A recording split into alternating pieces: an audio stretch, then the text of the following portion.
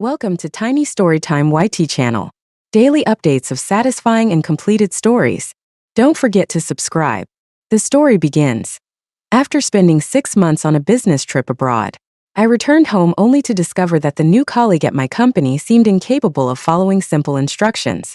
When I told her to print documents, she made photocopies instead.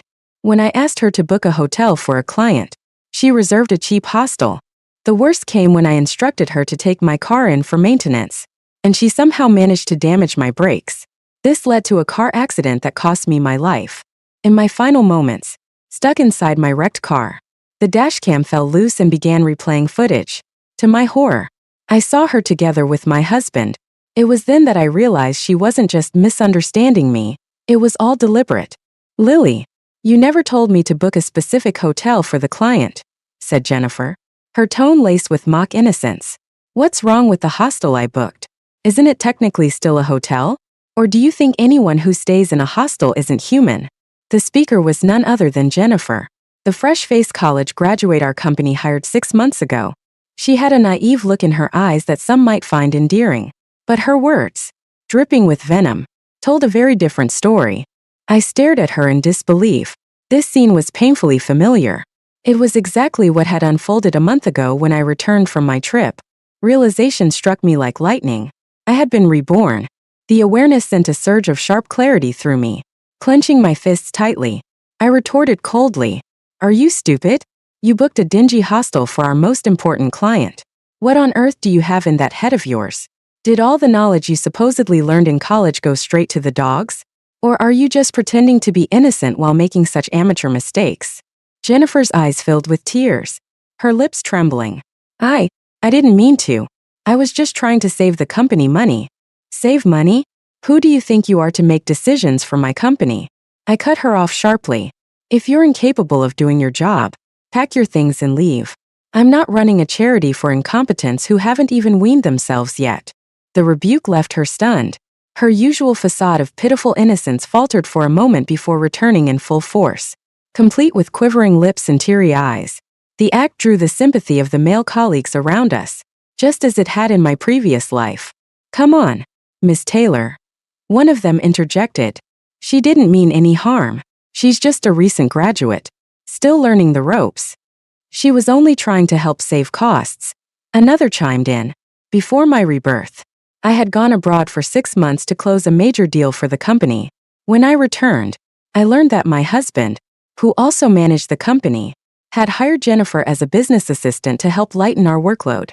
Initially, I saw no issue with her. Sure, she made mistakes, but I thought it was normal for someone fresh out of college. I patiently taught her how to do things correctly, even if it meant doing her tasks myself in the end. The turning point came when I asked her to add a watermark to a PDF. Instead of the company name, she added her own. I finally snapped and reprimanded her. Unexpectedly, she started crying, which instantly garnered sympathy from the entire office, including my husband. He brushed it off, saying she was just a girl from a poor rural background who hadn't seen much of the world. Out of pity, I decided to tolerate her. But my patience was tested when I trusted her with a critical task: booking accommodations for a visiting client. Instead of securing a proper hotel, she reserved a rundown hostel for $10 a night. She defended herself tearfully, saying, "I didn't think there was anything wrong with it. Hostels are for people too, aren't they?" I was livid and ready to fire her on the spot, but my husband intervened, reminding me of her disadvantaged background. Once again, I relented, thinking I could train her to become capable eventually. This misplaced kindness ultimately cost me my life. When my brakes failed on the highway after she supposedly arranged for my car's maintenance, I learned the horrible truth from the dashcam footage. She and my husband had conspired to kill me, tampering with my car to ensure my death. I barely crawled out of the wreckage, consumed by fury. Before I could call the police or seek help, I was struck by an oncoming truck, ending my life for good. I stared coldly at the colleagues who had spoken up for Jennifer. When I assigned the task, I specifically emphasized that this was our most important client. I clearly said to book a 5-star hotel. 5 stars. Did you not understand me? Or do you expect to pay for losing this client out of your own salaries? Few agree. Then fine. Let's move on. The moment I mentioned their salaries, those self-proclaimed defenders fell silent. They were quick to speak up on her behalf when it didn't affect them. But the mere mention of a personal loss made them retreat like timid quails. The so-called heroes suddenly lost their courage. I didn't waste my time on them anymore. Nor did I care to argue further with Jennifer, watching her cry crocodile tears. I said coldly, "Stop pretending to be pitiful. I'm not a man, and your act won't work on me. Pack your things and get out." Jennifer panicked for real this time. She dropped the pretense and begged, "Miss Taylor, you can't fire me. What will I do without this job? How will I live? And I still have student loans to repay. Please, don't fire me." I felt no sympathy. That's none of my business. Besides, didn't I help you with your education? You're just using your loans as another excuse to play the victim. Jennifer's tears flowed even harder. But I was unmoved. I instructed HR to process her dismissal immediately. However, the HR director hesitated, saying, "Miss Taylor, Jennifer was hired by Mr. Campbell. Wouldn't firing her directly cause some issues?" Before I could respond, a man walked into the office. His presence drew everyone's attention. He glanced at the gathered crowd and frowned. "Why is everyone standing here instead of working?" That man was none other than Ryan Campbell, my husband of 5 years and my partner of 10. We met in college, dated for 5 years, and then got married. I had ignored his lack of wealth and cared more about his future than he did himself. I even used my dowry and my family's connections to help him build this company. But the man I had sacrificed so much for betrayed me. He cheated on me with Jennifer, one of the students we had sponsored, and even conspired with her to kill me. This time, having been reborn, I swore to make him pay. Before I could say anything, Jennifer ran toward him, crying even harder. "Mr. Campbell, thank goodness you're here. Please help me. Miss Taylor wants to fire me." Ryan's expression darkened immediately. "What? Lily, why are you firing Jennifer? Don't you know how hard it was for her to rise out of poverty? She's just a young girl from a struggling background. How can you be so cruel?" As soon as the words left his mouth, I raised my hand and slapped him across the face. I had been itching to do this the moment I saw him, and now that I had, I felt an overwhelming sense of satisfaction. The sound of the slap silenced the entire office. Everyone was stunned, including Jennifer, who looked completely dumbfounded. Ryan was the first to react, shielding Jennifer behind him. "Lily, how could you hit me?" he snapped. "Have you lost your mind? Why did you do that?" I sneered. "Have you lost your mind? Ryan, you hired someone this incompetent, and now you're defending her? And you have the audacity to call me cruel? Why don't you ask her what a mess she's made this time?" Ryan, still trying to defend her, said, "Jennifer is just an assistant. How much damage could she possibly do?" That moment, Tom, one of our senior sales managers, couldn't hold back any longer. He stepped forward and explained, "Mr. Campbell, Miss Taylor has every right to be angry. This time, the client in question is the heir to Huakong Corporation, our most critical partner. They've been with us since our company was struggling to stay afloat. That young master is used to luxury and was furious when he saw the hostel we arranged for him. He stormed out and took his team with him. Now they're refusing to communicate with us." Ryan's face paled. He knew just how important Huakong was to our business. While not our biggest account by volume, they were instrumental in attracting other clients over the years. Losing them could jeopardize everything we built. Jennifer, sensing Ryan's growing anxiety, quickly started crying again. "Mr. Campbell, I didn't know. I really didn't know Huakong needed such a fancy hotel. I'm sorry. It's my fault for being poor and inexperienced, for not understanding the ways of the wealthy." Her pitiful demeanor seemed to soothe Ryan's anger. He reassured her, "Don't think that way. You'll learn these things as you gain experience. Just work closely with your colleagues to pick up the ropes." Jennifer nodded obediently. "Yes, Mr. Campbell, I'll do my best to learn from you and the others." Her act completely disarmed him. Turning to me, he said, "Lily, she's apologized. This was just a small misunderstanding. Can't you let it go?" I glared at him coldly. "Ryan, I've noticed something. You seem unusually protective of her." Caught off guard, his expression shifted into one of guilty irritation. "What nonsense are you spouting? I'm just trying to look out for a young girl new to the workforce. She doesn't have it easy. He paused, then added, but she did make a mistake this time. Jennifer apologized to Miss Taylor properly. Jennifer obediently stepped forward, bowing her head slightly. I'm sorry, Miss Taylor. It was all my fault. I grew up poor and don't understand high-class expectations. Please forgive me this once. Her words sounded apologetic, but the mocking look in her eyes as she glanced at me betrayed her true feelings. Ryan, oblivious or deliberately ignorant, turned to me and said firmly, "She's apologized. That should settle things. Don't be upset," Ryan said, his tone softening. The situation is what it is now. Blaming her won't solve anything. What matters is figuring out how to salvage the relationship with the client, not assigning blame. You should personally apologize to Huakong and ask for their forgiveness. Then this issue will be resolved. I let out a laugh, the kind born of sheer disbelief. Oh, really? She's the one who caused this disaster. And now you want me to go apologize? What do you take me for? Her mom or her dad? Ryan frowned slightly but kept his patience. Lily, I know you're angry, and I get it. But don't be so unreasonable. Think of the company. And let's not forget that as head of the sales department, you're responsible for assigning such an important task to a new hire. If something went wrong, it's partly your fault too. So yes, it's also on you to fix this. His words, turning the blame back on me, sent a chill through my veins. This man had a remarkable way of twisting things. After a long pause, I finally nodded. Fine, I'll go to Huakong myself. But let me remind you, the damage is done. If they don't forgive us, there's nothing I can do. Ryan seemed relieved and smiled faintly. That's all I ask. But when he caught the cold, calculating look in my eyes, he faltered. Why are you looking at me like that? Lily. I withdrew my gaze and said flatly, it's nothing. I'll head to Zhejiang now. I left the office as if heading for the airport, but instead of going to Zhejiang, I went straight to a private investigator. Fate had given me a second chance. I wouldn't let these two snakes get away with anything.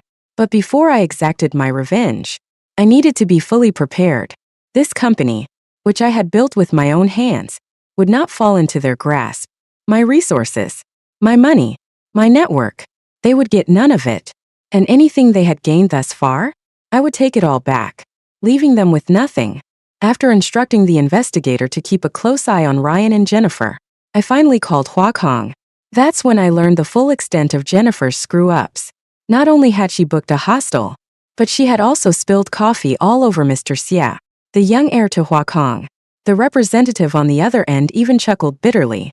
Miss Taylor, if your company doesn't want to work with us, just say so. But sending someone so clueless to deal with us is outright insulting. I was stunned. Jennifer was supposedly Ryan's lover, yet she had botched things this badly? Were these two really working together? Or was Jennifer playing her own game? I quickly apologized to Huakong and managed to leverage our long-standing partnership to smooth things over. Thankfully, they were willing to forgive us, but only on the condition that Jennifer be fired. Sighing, I replied, that might be difficult. My husband seems quite attached to her. Firing her won't be easy. The Huakong representative paused, then asked, if I'm not mistaken, Mr. Campbell is your husband, right? I let out a sarcastic laugh. Who else would it be? They didn't press further. We were all smart enough to read between the lines. Instead, they asked if I needed any help. Relieved, I outlined my plan. No, I don't need you to do anything drastic. Just make things a little harder for my company for now. After settling this, I returned to the office and relayed Huakong's stance to Ryan. Mr. Xie insists that Jennifer must be fired, or they'll end the partnership. Jennifer, standing off to the side, bit her lip and muttered, that's impossible. All this over a hotel mix-up? Surely they're not that petty. Or maybe, Miss Taylor, you didn't apologize to them properly, did you? Her words made my eyes narrow. A simple hotel mix-up? Was that really all that happened? Ryan hesitated. What else could there be? Jennifer's face turned pale as she stammered. Miss Taylor, if you didn't want to apologize, just say so. There's no need to frame me like this. Before she could finish, I played an audio recording I had arranged with Huakong. Their representative detailed Jennifer's attempts to flirt with Mr. Xia and his subsequent disgust. The recording ended with a sharp remark. Tell your company's idiot assistant to stop taking cues from CEO romance novels. It's nauseating. As the recording played, Jennifer's face turned ghostly white. She was utterly exposed. Shrugging, I said, I've done all I can. If you still want to fix this, Ryan, you can go apologize yourself. I left Ryan's office and headed to the restroom, where I opened an app on my phone. The app connected to a hidden camera I had installed in his office before leaving for Jujong. The feed showed Jennifer collapsing into tears the moment I left, clutching Ryan and babbling. It wasn't like that. Mr. Xie misunderstood me. But Ryan, ever insecure and paranoid, didn't look convinced. His doubt must have terrified her because she suddenly dropped a bombshell. Ryan, I'm pregnant with your child. How could I ever think of another man? Her words lit up Ryan's face with joy. All his doubts evaporated as he pulled her into an embrace, reassuring her with gentle words. The sight made my stomach turn, watching the two of them embracing each other on the surveillance feed. My eyes turned icy cold. Ryan had wanted children throughout our 5 years of marriage, but I had always delayed, citing the company's rapid growth as a priority. Now, with Jennifer claiming to be pregnant, Ryan was overjoyed, and so was she. She clung to him, coaxing, "You should divorce Lily and marry me." Ryan frowned, his eyes dark with calculation. "Are you stupid? If I divorce her, the company will be split in half. Be patient. Once we find the right opportunity to deal with her, we'll get married." Jennifer's face lit up with admiration. "Ryan, you're so smart. I'll listen to you." I sat frozen, staring at the screen. The man I had shared a bed with for 10 years now openly plotted my demise. So, it wasn't Jennifer's idea. It was Ryan's. Very well. Let's see who wins this time. The private investigator worked quickly. Soon, I learned everything. Jennifer, the girl I had supported through school, had been involved with Ryan ever since she moved to the city for college. Armed with this evidence, I returned to the company. Ryan's solution to the Huakong debacle? To let it go. He claimed we had given Huakong enough benefits over the years, and dismissed the importance of salvaging the relationship. I feigned anger, staying home and refusing to return to work. Ryan seemed relieved, even putting Jennifer in charge of the sales department. However, Jennifer's incompetence quickly caused 2 more clients to pull out of their contracts. Ryan finally intervened, only to discover that she had unilaterally increased prices for both clients. Our contracts explicitly stated that any price adjustments required mutual agreement. Violating this gave the clients the right to terminate the agreements. Furious, Ryan stormed into her office. "Are you an idiot? How could you raise prices without approval? Do you have a brain?" Jennifer, unbothered by his anger, argued, "I was thinking about the company's best interests." It was clear now. She wasn't misunderstanding instructions. She was simply stupid. But this time, Ryan wasn't in the mood for excuses. His face turned red with rage as he trembled, yelling at her until she cried. Meanwhile, I exchanged a knowing glance with Tom, one of our senior sales managers. Watching Ryan deal with Jennifer was deeply satisfying. He was finally reaping the consequences of his own bad decisions. But despite her mistakes, Ryan refused to fire her. Instead, he moved her out of sales and made her his assistant. I didn't object. I wanted to see if she truly only understood Ryan's instructions. Unfortunately, I gave her too much credit. On my second day back at work, Ryan erupted again. "Jennifer, are you deaf? I told you to book a flight for early this morning. Who told you to book an evening flight?" Jennifer, her eyes welling up with tears, stammered, "I saw you were out late last night, so I thought it'd be too exhausting to leave early today. That's why I booked an evening flight." Ryan roared, "I have a meeting in Shanghai this morning. A client meeting that's been scheduled for weeks. Who the hell waits for your convenience? Do you not understand human speech? Are you stupid?" Jennifer's tears spilled over as she whimpered apologies, but Ryan's patience had run out.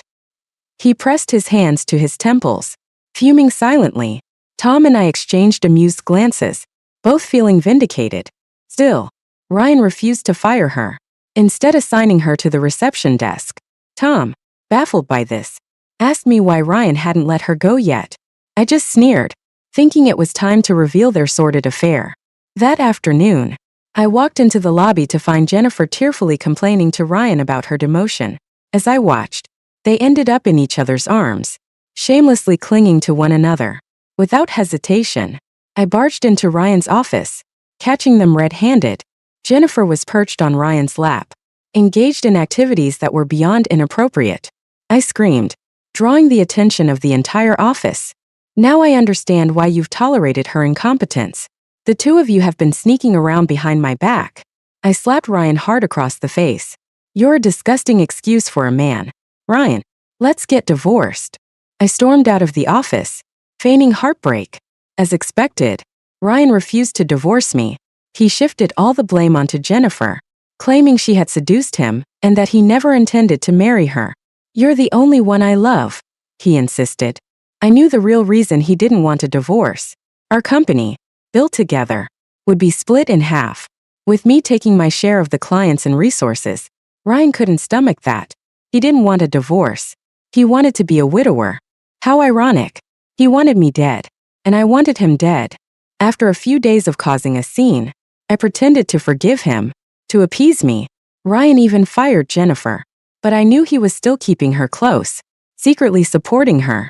She sent me messages from time to time, trying to provoke me. But I responded with screenshots of Ryan's affectionate words to me. I heard she was so upset that she had to be hospitalized for pregnancy complications. Ryan, pressured by his mother, who was desperate for a grandchild, had no choice but to accompany Jennifer to the hospital. I followed them there, bringing a team of private investigators. At the obstetrics department, I found Ryan, his mother, and Jennifer together. They tried to avoid me, but there was no escape. I stepped forward, feigning a breakdown, and questioned Ryan in a voice filled with grief and rage. Didn't you say you broke things off with this shameless mistress? Why are you still with her? Why are you both here? In the obstetrics department? Is she carrying your illegitimate child? Those few words were enough to make everyone around us realize what was happening. In a crowd filled with pregnant women, the disdain for mistresses was palpable. Whispers quickly turned into curses, and people started berating Ryan, Jennifer, and even my mother-in-law, who had accompanied them. Some bystanders recorded videos, and soon the footage went viral online. In this age of the internet, such scandals spread like wildfire. Ryan and Jennifer became public enemies, branded as a cheating scumbag and a home-wrecking mistress. Worse still, Jennifer's history surfaced. People uncovered that she was one of the students I had sponsored through college, and even more, that she had bullied others back in high school. The outrage only grew. How shameless can someone be? Taking advantage of someone's kindness and seducing her husband? She's disgusting. And bullying classmates in school? This woman should never have been helped in the first place. Let her rot in the mud where she belongs. The uproar online severely damaged the company's reputation, causing several clients to cut ties with us. Ryan was too afraid to meet with Jennifer anymore and stayed home to grovel before me. I, of course, pretended to forgive him. After all, if I didn't forgive him, how could I ensure he met his deserved fate? My supposed forgiveness convinced Ryan that I was a foolish woman who loved him too much to ever leave him. He even began to plot against me in the same way as in my previous life. One day, he casually mentioned that my car needed maintenance and offered to take it in himself. I smiled, nodding trustingly. Oh, right. Your car's due for maintenance, too. Why don't you take them both in? Ryan agreed, taking both cars to the shop. Watching him leave, I knew he had run out of patience and was planning to kill me just as he had before. The cars were serviced and returned the next day. When Ryan handed me the keys, I didn't miss the cold glint in his eyes. I pretended not to notice, got into my car, and drove away, leaving him looking puzzled. Moments later, he hurriedly got into his own car and drove off. I watched from a distance as his car careened off the elevated highway, crashing spectacularly. When the hospital called, I played the part of the devastated wife, rushing to his side in tears. Ryan survived the crash, but barely. He was now in a vegetative state, unlikely to ever wake up. It was perfect. When Jennifer heard the news, she screamed at me, accusing me of killing Ryan. I maintained my act as the heartbroken wife and slapped her hard across the face. How dare you? Ryan wouldn't have been in such a hurry if it weren't for your call.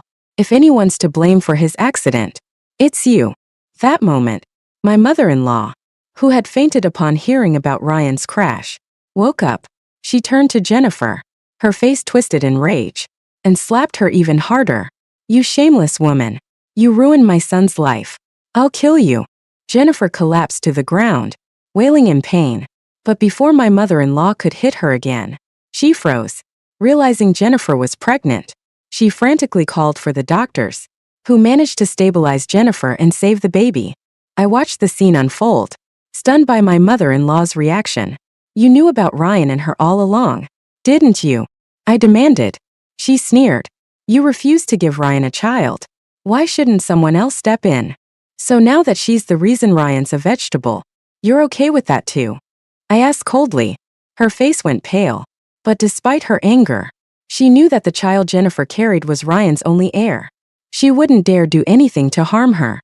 Jennifer, however, wasn't done. She pointed at me and screamed. "It wasn't me. It was her. She's the one who caused Ryan's accident. She's the real killer." I stared at her, feigning confusion. "What do you mean by that?" Jennifer's panic was evident. She and Ryan had planned to kill me, but fate turned the tables. She didn't know that I had anticipated their scheme from the start. Ryan and I had identical white Mercedes-Benz cars, down to nearly identical license plates. His ended in '69, while mine ended in '96. After my rebirth, I meticulously planned to switch our cars. I made subtle changes to the interior of his car to match mine and ensured that when he picked up the cars from maintenance, he'd unknowingly take the one rigged with his own trap. Jennifer's fury boiled over. "Ryan was driving your car. You're the one who killed him." My mother-in-law's eyes widened as realization dawned. She grabbed me by the arm, screaming, "Was Ryan driving your car? Answer me." I looked at her calmly. "Yes." She lunged at me, clawing and sobbing. I sidestepped her attack, hearing her scream about calling the police. "Call them," I said, unbothered. Jennifer's face paled at the mention of the police. She immediately tried to deflect. "Mrs. Campbell, let's not involve the police. What matters now is getting her out of the company and making sure she doesn't take over Ryan's assets." I smirked. "How could we not report this? You accused me of killing Ryan, didn't you? Let the police investigate and find out the truth." My mother-in-law, desperate to avenge her son, insisted on calling the authorities. Jennifer's panic was palpable. Before she could stop anything, the police arrived. The investigation into the accident had already begun, and it didn't take long for them to confirm that the brakes had been tampered with. My mother-in-law turned ghostly pale, staring at me with hate-filled eyes. "You vile woman! You killed my son! You monster! I'll kill you!" my mother-in-law screamed, lunging at me once again. This time, the police restrained her before she could reach me. "Mrs. Chun, please calm down," said a young female officer. "We will get to the bottom of this. Let us handle it." The officer turned to me, her sharp gaze focused. "Miss Taylor, we've discovered that the car involved in the accident is registered in your name. Can you explain why your husband was driving it?" I blinked back tears, feigning grief as I recounted the story. "My husband and I often drove each other's cars by mistake. I never imagined that the car, which had just been serviced, would have tampered brakes. Please, officers, you have to find the truth." The officer's expression grew serious, sensing there was more to the situation. "Have there been any recent conflicts between you and your husband?" I glanced coldly at Jennifer, then answered. "She used to work for my company. She's also my husband's mistress. We were in the process of divorcing because of her." The police took Jennifer and the car service employees in for questioning. It didn't take long for the truth to surface. Ryan had ordered the brakes on my car to be tampered with. What none of them expected was that he would end up as the victim instead. I continued playing the role of the devastated wife. My mother-in-law was inconsolable, and Jennifer couldn't accept the outcome. Yet neither of them had a choice. Jennifer, desperate to secure her position, decided to wait until her child was born to claim part of the family assets. I smirked at her naivety. "That's assuming the child survives." "Of course." Jennifer paled, knowing exactly what I meant. The blows my mother-in-law had delivered earlier had already caused her pregnancy to become unstable. Sure enough, when she was 5 months along, a stray dog startled her on a desolate street, causing her to miscarry. By the time she was rushed to the hospital, it was too late to save her womb. When I received the news, I was busy restoring the company's reputation. Clients who had severed ties during Ryan's scandals were gradually returning, including Hua Kong. Within a few months, the company was not only back on track but thriving like never before. I barely spared a thought for Jennifer's misfortune. One evening, as I left work and headed to the parking lot, I encountered her. She looked haggard, her body frail and her eyes filled with venom. She screamed and lunged at me with a knife, but I was prepared. My bodyguard subdued her before she could get close. Pinned to the ground, Jennifer glared at me with unbridled hatred. Lily Taylor, you were the one who should have died. Should have been you. Why was it Ryan who ended up like this? It's all your fault. You're the one who turned him into a vegetable.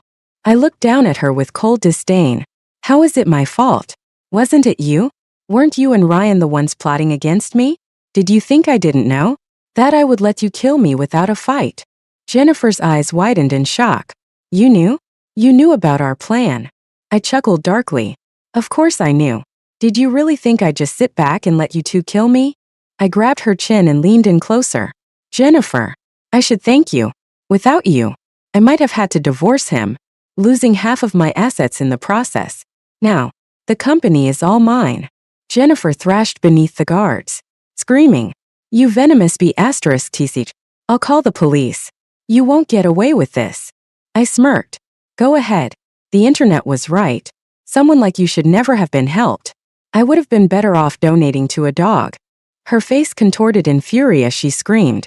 You were the one who took Ryan from me. You knew we loved each other, but you interfered. You're the real homewrecker. I released her and played an audio recording on my phone. Ryan's voice filled the air. She seduced me. I never cared about her. She's just an idiot I played around with. Did you hear that? I said mockingly. Even in bed, he was only using you. If he really loved you, why didn't he divorce me and marry you first? Jennifer broke down completely, sobbing hysterically. I called the police, but not before having my bodyguards search her thoroughly. I wasn't about to let her take me down with some hidden trick. When the police arrived, Jennifer insisted that I was responsible for Ryan's accident. Her accusations backfired as the investigation uncovered the plot she and Ryan had hatched against me. In the end, her charges compounded, and she was sentenced to a long prison term. She would never leave those walls. As for Ryan, he lay in a vegetative state for a year before passing away. I swear, I didn't do anything to him directly. I would just occasionally whisper in his ear about everything. How he wanted to kill me, how I wanted him dead too, and how everything had played out perfectly for me. Whether he could hear me or not, I didn't care. He simply couldn't hold on any longer. My mother-in-law, now a lonely widow, thought I would take care of her. Instead, I sent her to a rural nursing home far away, ensuring she wouldn't trouble me again. When she threatened to call the police, she was told that I had no legal obligation to care for her, and that placing her in a nursing home was already more than enough. Somehow, this gesture earned me praise online as a dutiful daughter-in-law. My reputation soared, and so did the company's. By the end of the year, we were preparing for an IPO in Hong Kong. What's mine is mine. No one can take it from me.